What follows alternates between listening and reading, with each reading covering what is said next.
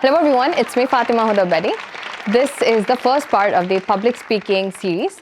Now in this video, I'm just going to explain to you the different public speaking tips that I'm sure will be extremely helpful for you guys. So without further ado, let's start with the first tip. Now the first one is to use your hands while you're speaking.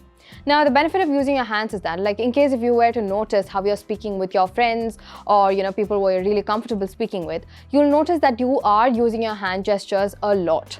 Now that is exactly what we're trying to mimic here, because when you're doing a public speaking event, when you're using your hand gestures, then it makes you appear really relaxed and comfortable. And it is not just about making you appear that way, but you'll also be relaxed. You will feel extremely comfortable when you're using your hands. Now in my case, I cannot really talk if I were to hold my hands like that or like this. I become super uncomfortable and my words just doesn't flow out. So that is one thing, that is one tip that I can give you. And now moving on to the second tip, which is to raise your eyebrows in order to fake a smile. Now again, this is also another problem that we face when you're doing a public speaking event. Not all times are you in a good mood. There are times when you don't want to laugh, when you're tired, when you're not in a mood to be all jovial. Now if that is the case, raising your eyebrows automatically makes you fake that smile much better than otherwise faking it. So what you can do is, when you're raising your eyebrows and then trying to laugh, it gives you a more natural smile.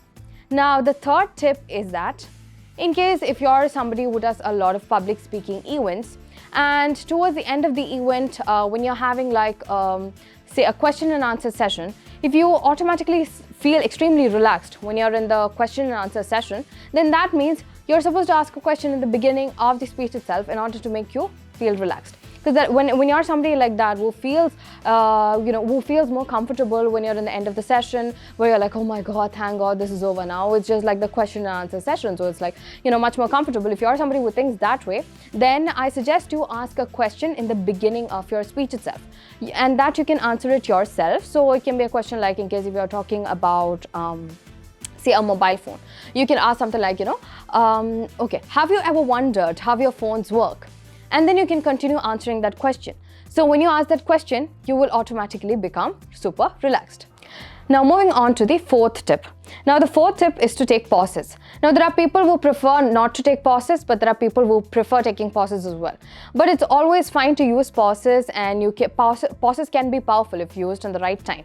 So you might have heard political leaders and all speak, they use a lot of pauses. Now I would not recommend you use so many pauses, but still you can still stick on to using some pauses. So I'll give you a small example. So if I'm delivering a speech right now and I'm like, have you ever wondered how your phones work? Then this video is for you guys. Let's move on to the first point. Now if I were to take so many pauses like that, it does make me look a little bossy and more like a leader.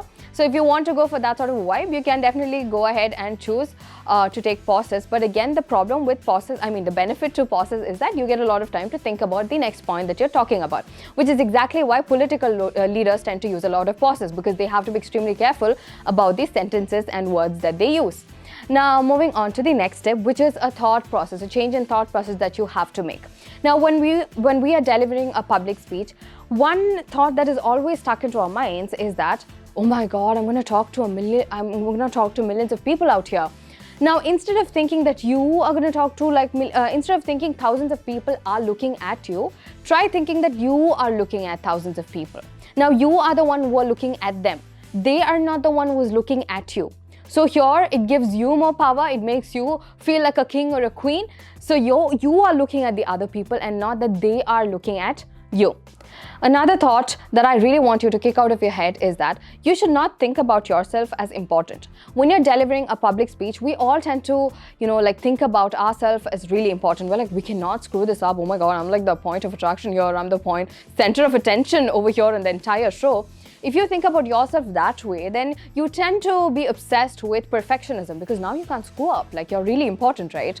So instead of thinking yourself as a really important person, if you try to think about yourself as somebody who's not that important, you can think about yourself as, you can tell yourself, see Fatima, you're not important right now. Whatever you're delivering, the content that you're delivering is the only thing that is important.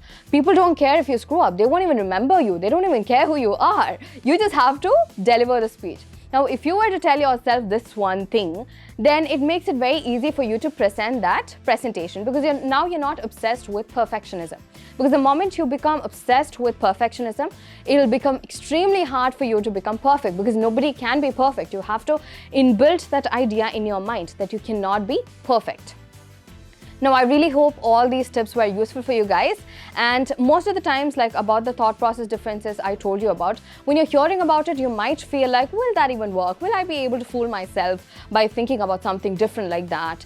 Now, if you're somebody who thinks that way, then let me tell you, when you're thinking about it, probably it might not work. But if you try doing that at least one time prior to going on stage, then I'm 101% sure that this is definitely going to help you out.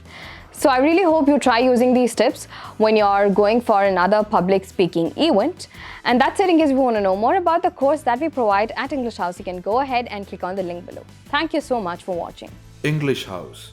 English at your fingertips.